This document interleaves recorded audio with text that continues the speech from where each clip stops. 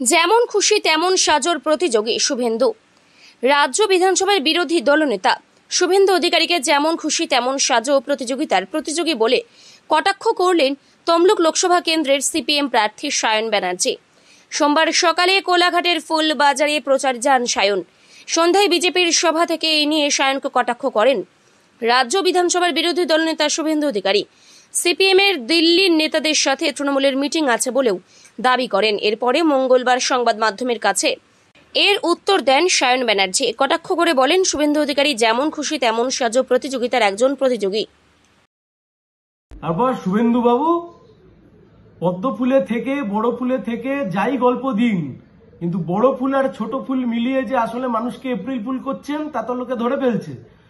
যতই আপনি কোলাঘাট থেকে চেল্লামিল্লি করেন আর যাই করেন, উত্তর দিন কেন পিসি আর তার ভাইপোকে আজ অব্দি ইডি আর সিবিআই জেলে পুড়তে পারলো না? আর সিপিএম বলিহারি এমনি সবাই মুসলমান প্রার্থী দাঁড় করে, ইব্রাহিম আলী। আর এবারে ঠিক আমার ভোটে করেছিল 21-এ, বরাবর আমার দন্ডিগ্রামে বামফ্রন্ট থেকে সংখ্যালঘু দাঁড়ায়। 16-তে আমার বিরুদ্ধে কবির মোহাম্মদ ছিল, কিন্তু মমতা ব্যানার্জিকে জেতানোর জন্য মীনাক্ষীকে পাঠিয়ে দিল।